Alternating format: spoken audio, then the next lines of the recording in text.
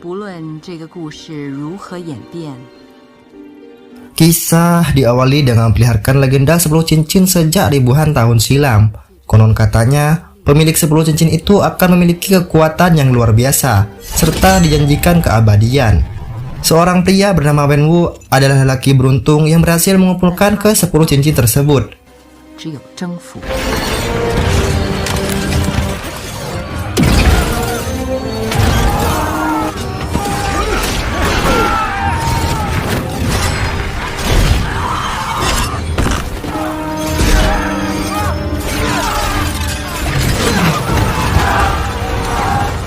Selama ribuan tahun, Wenwu membuat sebuah organisasi bernama Ten Rings yang berisi para prajurit dari berbagai belahan dunia untuk melakukan pemberontakan dan memperoleh kekayaan. 历史暗中，各方政权 Sampai akhirnya di tahun 1996, Wenwu merasa tertarik dengan sebuah desa bernama Desa Talo. Desa Talo diketahui menyimpan berbagai makhluk mitos dan juga sihir kuno. 一个隐士的村庄，在男主的功法代代相传。很究竟，然后有消息立马跟您汇报。 Tanpa membuang waktu, Wenwu dan anak buahnya pun langsung pergi menyelidiki desa tersebut. Tak disangka, Desa Talo yang suci dan dilindungi dengan sangat ketat. Hal itu dapat dilihat dari kondisi hutan di sekitar desa, berbentuk seperti labirin yang bahkan bisa menghimpit siapapun yang mencoba menerobosnya.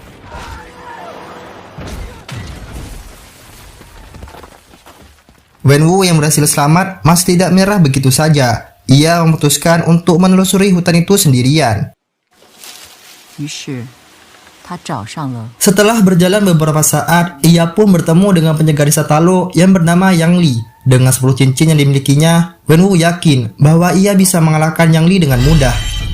Namun kenyataannya, Yang Li ditugaskan sebagai penjaga desa bukan tanpa alasan. Ia merupakan seorang prajurit yang sangat tangguh sehingga untuk pertama kalinya Wenwu pun berhasil dikalahkan.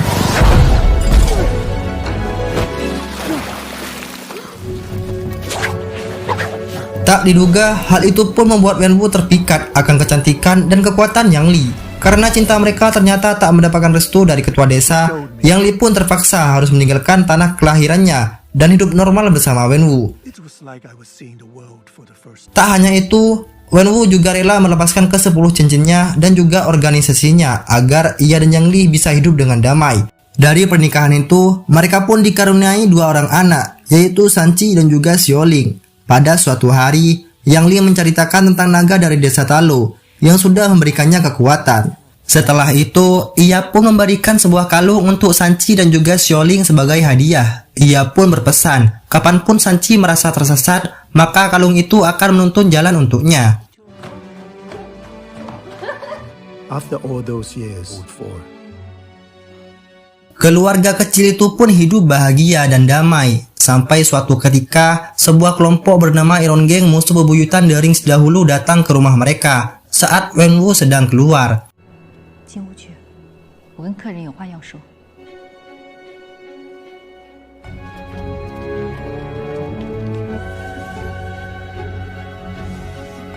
Sanchi yang masih kecil tak bisa berbuat apa-apa ketika Iron Gang datang dan membunuh ibunya.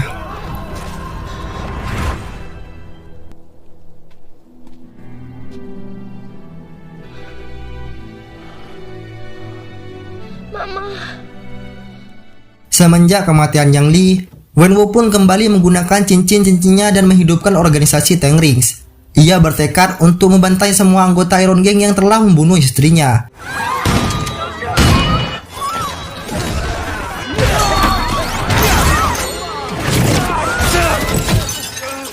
Sejak saat itu, Sanchi dilatih untuk menjadi seorang petarung yang handal. Sampai saat ia beranjak remaja, ayahnya memberikan misi untuk membunuh ketua Iron Gang. we found the man responsible for killing your mother.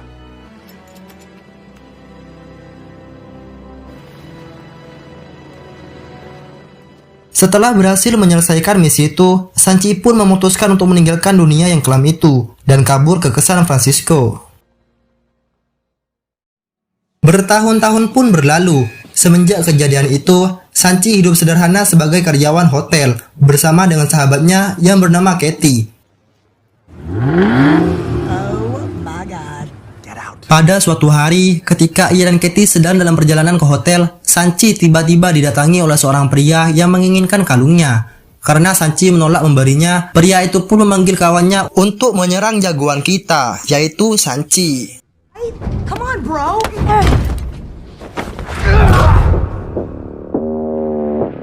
Dengan bakat ilmu bela diri yang ia miliki, Sanchi pun mampu melawan segerombolan pria tersebut. Aksi pertarungan yang mendebar itu pun direkam langsung oleh seseorang secara live di TikTok.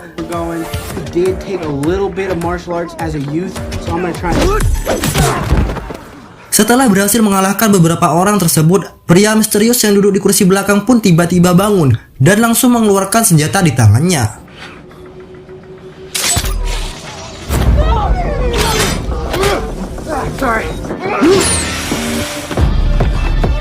Dari penampilan pria itu, Sanchi tahu betul bahwa mereka adalah bagian dari Ten Rings yang diutus oleh ayahnya. Oleh karena itu, Sanchi pun berusaha untuk mengalahkan mereka semua dengan bantuan Katie. What the hell's going on? You really want to talk about this now?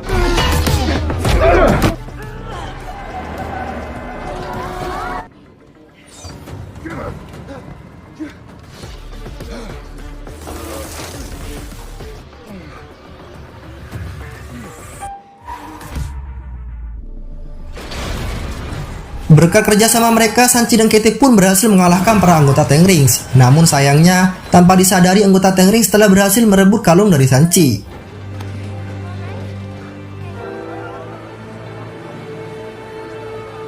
Setelah kejadian itu, Sanchi dan Katie pun langsung bergegas ke Macau untuk mencari Xiaoling, adik perempuan Sanchi. Karena kalung yang sama juga dimiliki oleh adiknya. Jadi, Sanchi berpikir bahwa adiknya juga pasti sedang dalam bahaya. We're out of the vegetarian too. Beef. Because that's all you have, right? Singkat cerita, Sanchi dan Katie pun sampai di Macau. Sesampainya di sana, mereka pun langsung bergegas ke tempat Xiaoling. Di sana ternyata Xiaoling mendirikan sebuah arena tanding ilegal yang cukup besar.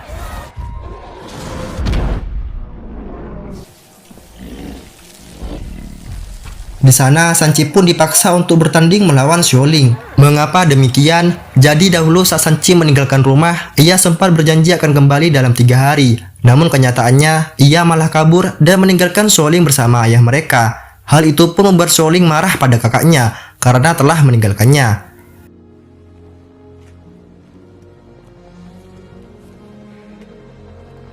His opponent for tonight.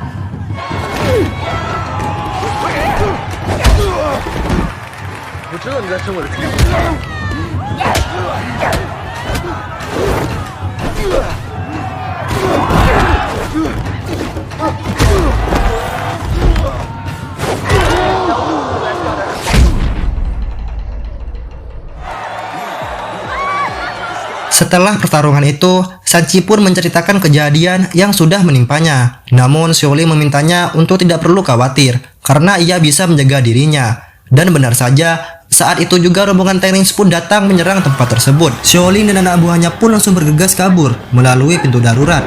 Sementara Sanchi dan Katie terpaksa harus melewati tebing. Katie, we're out of options. We have to go now.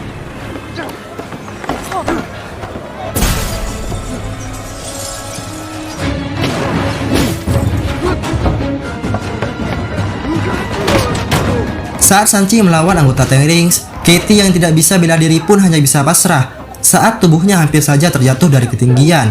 Namun beruntungnya, Xiaoling dengan sigap langsung menangkap tubuh Katie. Desert highway.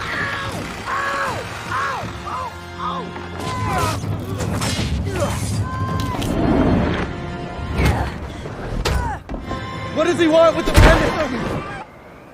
Did America make you soft?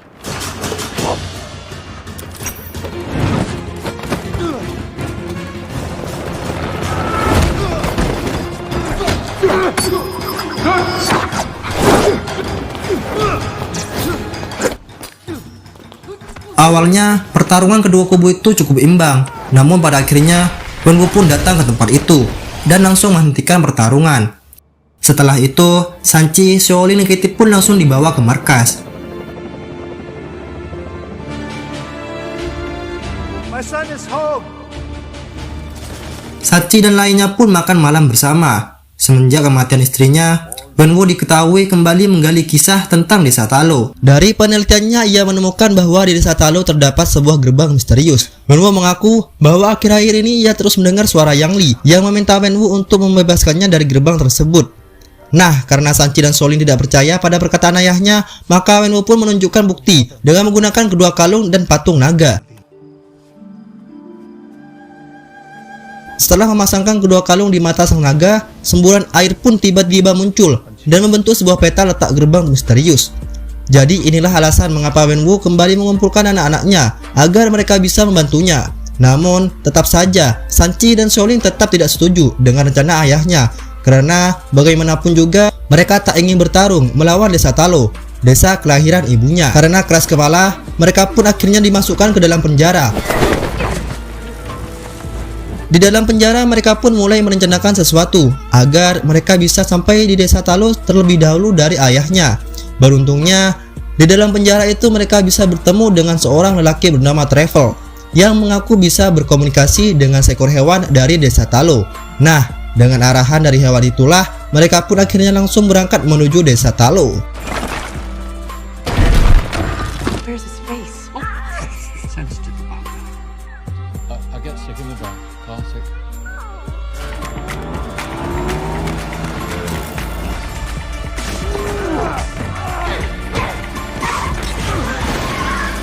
Access approved.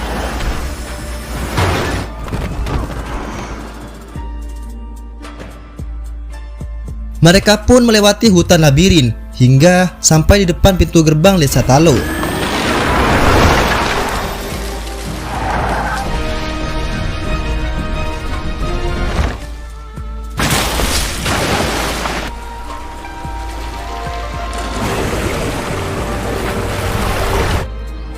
Setelah melewati air terjun dengan portal dimensi, mereka akhirnya berhasil sampai di desa Talo. Desa Talo dipenuhi oleh makhluk-makhluk mitologi yang sudah berada di sana selama berabad-abad. Di sana mereka pun disambut oleh para penduduk desa, terutama kakak perempuan dari ibu mereka yang bernama Bibinan. Setelah itu, Bibinan pun menceritakan tentang gerbang kejahatan yang sebelumnya dibicarakan oleh Sanchi. Gerbang itu sebenarnya adalah penjara untuk makhluk mitologi kuno yang sangat kejam dan berniat menghancurkan semesta. Nah, para penduduk desa Talo adalah orang-orang terpilih yang dipercaya untuk menjaga gerbang tersebut. Namun, kini ayah Sanchi telah terpengaruh oleh makhluk di sana dengan berpura-pura sebagai Yang Li. Makhluk itu tahu bahwa dengan kekuatan 10 cincin ayah mereka, ayah Sanchi pasti bisa membebaskannya. Untuk itu, Bibinan meminta mereka semua untuk bersiaga dan menghentikan ayah Sanchi. Karena tahu bahwa anak-anaknya pasti akan datang ke desa Talo, jadi sebelum meninggalkan desa, Yang Li sempat menitipkan sesuatu untuk mereka, hadiah dari Yang Li untuk anak-anaknya. Ternyata adalah sepasang baju khas desa Talo. Sebelum peperangan dimulai, Sanchi, Shaolin, dan Katie pun berlatih bela diri ala desa Talo.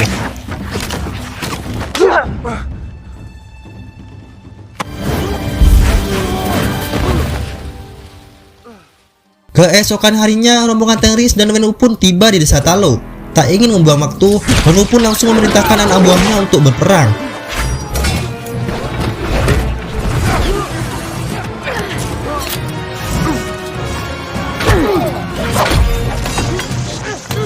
Dalam peperangan itu, Sanchi harus berhadapan langsung dengan ayahnya. Wenwu merasa kecewa karena putranya yang ia latih kini malah menggunakan kekuatannya untuk membunuhnya.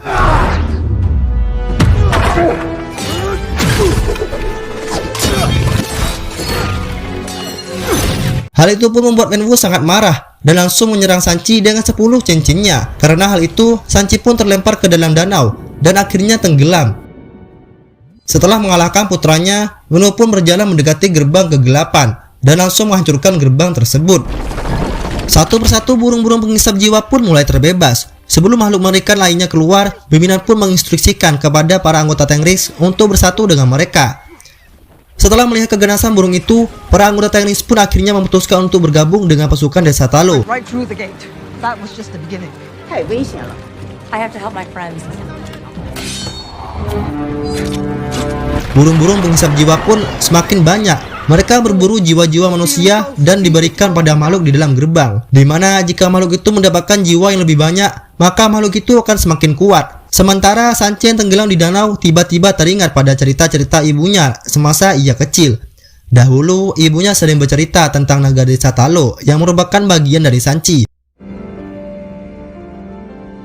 Hal itu pun berhasil membuat Sanchi sadar dan langsung dihampiri oleh naga desa Talo. Alhasil Sanchi pun naik ke punggung naga Talo dan langsung naik ke permukaan. Dengan kekuatannya, naga itu pun memakan burung-burung penghisap jiwa dengan ganas. Setelah itu, Sanchi pun pergi menghentikan ayahnya. Pertarungan di antara keduanya pun tak bisa terhindarkan.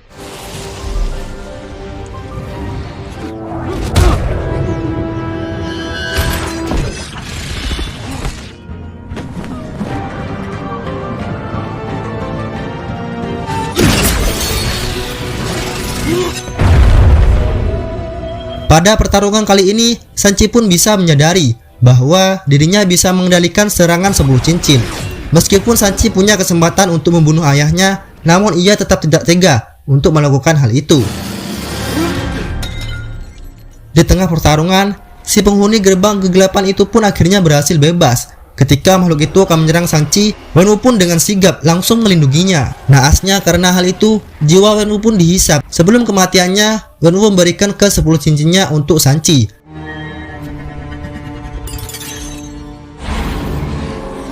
Kemudian Sanchi diselamatkan oleh naga Talo yang sekarang telah dinaiki oleh Xiaoling. Alhasil, naga Talo dan makhluk itu pun kini bertarung satu sama lain. Ketika makhluk itu sudah semakin kuat, ia pun berniat menghisap jiwa naga Talo. Beruntung sebuah panah tiba-tiba datang dan menembus leher makhluk tersebut. Rupanya panah itu berasal dari Katie. Wah, baru kali ini dia agak bebannya. Nah, kesempatan itu pun dimanfaatkan oleh Sanchi dan Xiaoling untuk melancarkan segala serangan dengan bantuan Xiaoling dan naga Talo. Sanchi pun menembakkan ke-10 cincinnya untuk meledakkan tubuh makhluk itu hingga hancur berkeping-keping.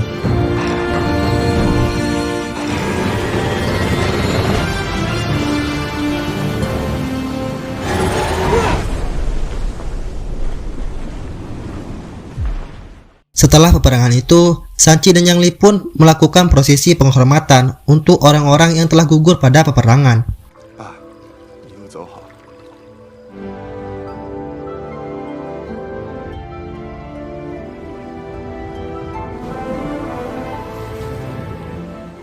Pada scene di akhir film, kita diperlihatkan pada Sanchi dan Katie yang dihampiri oleh Wong dengan menggunakan cincin portalnya. Setelah ia tahu bahwa Sanchi sekarang adalah pemegang 10 cincin, ia pun mengajak Sanchi dan Katie untuk pergi ke suatu tempat. Pertemuan itu dianggap sebagai salam penyambutan untuk Sanchi yang kini telah bergabung dengan MCU. Di akhir film, kita juga diperlihatkan pada Xiaoling yang kini telah menduduki tahta ayahnya sebagai pemimpin dari organisasi Ten Rings. Tamat. Halo kawan-kawan The Banners, dimanapun kalian berada, bagaimana kabarnya? Kembali lagi bersama saya BSS alias bukan siapa-siapa. Intro gak sih? sorry. Oh ya, buat kalian yang mau dengerin gue curhat ya kan, silahkan dengerin aja. Saya mau curhat dikit, agak apa namanya ya, agak panjang ya. Kayak yang mau nah gitulah. Kalau saya buat konten tuh suka salah terus gitu, karena saya kurang kebiasaan gitu buat bicara depan HP. Butuh proses yang sangat panjang buat ngedit videonya gitu. Soalnya saya tuh gimana namanya ya, buat gimana sih, pokok gitulah dong. Kalau bicara tuh agak gitu, jadinya buat konten tuh lama gitu, salah terus ngomongnya. Oke, di sini ya sebelumnya saya minta maaf karena udah beberapa bulan ini nggak post video lagi. Soalnya kemarin tuh saya kerja merantau gitu kan, buat beli device atau beli HP yang support buat bikin konten, pastinya ya buat bikin konten ya. Di sini suasananya panas ya. Suap. Saya juga rakyat biasa, orang sederhana. Saya kemarin merantau ke Bali kerja bangunan atau bahasa ilmiahnya tuh kuli gitu. Nah, saya di sana nggak sampai 1 tahun. Yang pastinya nggak sampai 1 tahun ya. dan juga gak sampai 1 bulan. Wah, ini jadi pengalaman saya tersendiri karena pada saat itu saya baru pertama kalinya merantau, dan itu pun saya juga dari rumah sendiri ke Bali tuh pakai travel gitu sendiri bang. Saya lulusan SMA 40 Sari baru-baru ini tahun 2022 ya, dan saya kerja di PT ternyata kena pengurangan gitu ya, pengurangan pekerja, ditungguin ternyata sampai hampir bulan puasa gak dipanggil-panggil. Nah hampir bulan puasa tuh kurang 5 hari saya OTW ke Bali buat beli HP yang support buat konten dan juga buat baju lebaran gitu bre, biar gak minta ke orang tua. Malu lah sekarang ya, biasa agak malu-malu gitu sekarang dah. Ya emang malu sekarang dah, soalnya kalau minta ke orang tua buat beli baju lebaran apa gunanya gue sekolah gitu kan, dari gue pribadi. Soalnya HP saya yang kemarin tuh RAM-nya tidak mencukupi gitu buat konten, itu RAM 2 internal 16, dan alhamdulillah sekarang sudah bisa beli yang mencukupi meskipun second ya. Ya gue beli second bre. Saya di Bali pulang hari raya kurang 7 hari gitu, saya pulang dari Bali, jadi cuma 1 bulan gak nyampe kayaknya. Oh ya, video ini adalah video kenangan saya yang dimana proses pengeditan review film ini itu prosesnya 3 bulan bre. Ya itu saya ngeditnya dari bulan Maret, dapat setengah ngeditnya sampai sekarang bulan Mei baru selesai gitu kan. Ya begitulah perjalanan hidup saya agar bisa meneruskan di YouTube. Terus kirim itu katanya. Ya sekian, terima kasih buat kalian semua yang sudah menonton video ini sampai habis. Mohon maaf jika ada kekurangan dalam videonya, dan terima kasih buat kalian semua yang sudah mensupport channel ini. Sampai jumpa di video selanjutnya. Kalau ikut tujuh sih check it out. Ya begitulah. See you, bye bye.